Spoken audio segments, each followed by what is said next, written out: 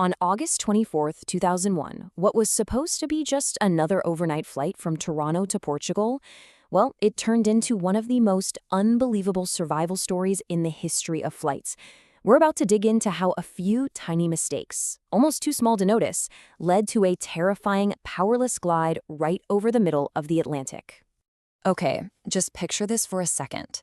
You're on a 200-ton passenger jet, flying thousands of feet above the pitch-black ocean. And then, suddenly, that constant roar of the engines just stops. The lights flicker and die. In an instant, you're on a massive, silent glider with absolutely no power and nowhere to go.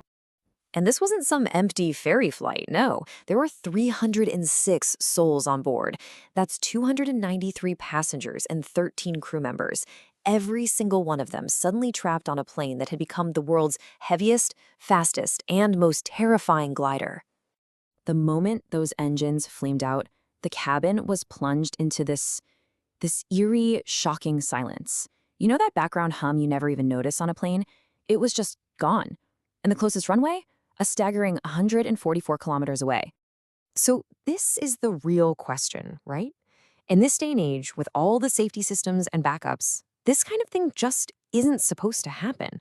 It's almost unthinkable.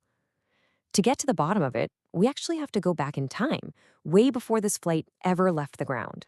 The real story, the one that sets all of this in motion, actually starts 9 days earlier, inside a maintenance hangar.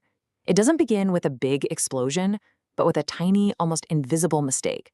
A mistake measured in millimeters that would have catastrophic consequences. So here's the timeline. On August 15th, an inspector finds metal chips in the right engine's oil. That's a huge red flag. A replacement engine is loaned from Rolls-Royce, but here's the catch. It's a slightly older model. By the night of the 17th, with the flight just a couple of days away, the mechanics are under massive pressure to get this swap done. And this is where it all goes wrong. The problem was a simple mismatch of parts. It's like trying to plug an old cable into a new phone. It just doesn't quite fit. The replacement engine was an older design, so its tubes were slightly different. The technicians ended up connecting a hydraulic line from the old engine design to a fuel line meant for the new one. They were never, ever designed to fit together. So you have to ask, why did this happen? Well, the lead mechanic, he knew the parts didn't fit right. He went to check the official Rolls-Royce manual online, but the network was down. Now here's the crucial part. There were offline manuals, right there on CDs in the building. But he either didn't know they were there, or in the rush, he didn't check. Under pressure to finish the job, he basically made the mismatched parts fit. And this was the result. These two metal tubes, which should have had clearance between them, were now pressed right up against each other. So, with the intense vibration of every single flight, they just rubbed together, slowly but surely grinding a tiny crack into the fuel line. It was a ticking time bomb. Okay, let's jump back to the night of the flight. That ticking time bomb is on board, and up in the cockpit, the pilots are about to get a series of really confusing warnings that are going to lead them to make one single catastrophic decision. At 5:33 in the morning, a message pops up: fuel imbalance. The fuel in the right tank is way lower than the left. But a fuel leak on a modern Airbus, that was basically unheard of. So the crew's first thought, their immediate assumption, was that it had to be a computer glitch. And here's the pivotal moment. Instead of pulling out the physical paper checklist for this specific problem, the pilots decided to work from memory. This was the mistake. The written procedure is crystal clear. If you even suspect a fuel leak, do not try to balance the fuel. But because they thought it was just a computer bug, they did the exact opposite. They opened a cross-feed valve to move fuel between the tanks. The result was absolutely disastrous. That one action took all the fuel from the perfectly good left tank and started pumping it right into the leaking right engine. They were now literally just pouring all of their remaining fuel out into the Atlantic Ocean. They had just made a very serious problem a truly catastrophic one. So first, the right engine sputtered and died. Then, just 13 minutes later, the left engine followed. The plane was now officially a glider. And what came next were probably the longest, most terrifying 19 minutes in the lives of every single person on board. 19 minutes. Can you imagine? For 19 agonizingly long minutes, a 200-ton airliner with 306 people on board just soared through the darkness with no engine power at all. It remains the longest powerless glide of a passenger jet in history. With the engines dead, there was one last tiny bit of hope. A little device called the ram air turbine, or the RAT, automatically dropped down from the plane. It's basically a small emergency propeller that uses the plane's speed to generate just enough electricity for the pilots to keep some basic control of the plane. It was their only lifeline.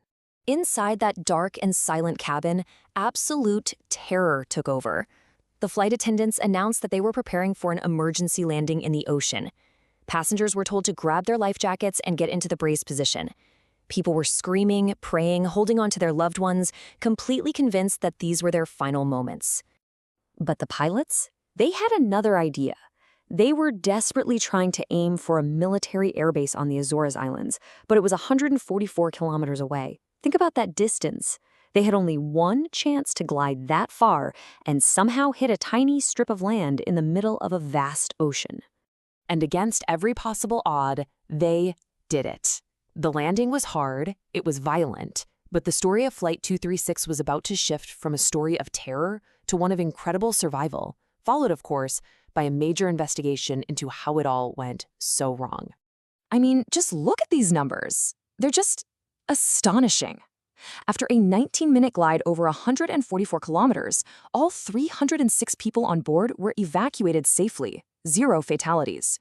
The only serious injuries came from the evacuation slide. It was, for all intents and purposes, a miracle. Captain Robert Pichet was, quite rightly, hailed as a hero. And here's the amazing part. It turns out he had tons of experience flying gliders. It was this incredibly unique skill that made him maybe the one pilot on Earth perfectly suited to handle this exact crisis. His past was complicated, but on that day, there's no question his skill saved every single person on board. So what's the big takeaway from all this? Well, it's that this disaster wasn't caused by one single thing. It was a whole chain of failures. You might have heard of the Swiss cheese model of accidents. Imagine every safety layer is a slice of Swiss cheese. You have a maintenance error, a forgotten manual, a crew acting from memory, a weak warning system. On that night, all the holes in all the slices of cheese lined up perfectly, and the disaster just slipped right through.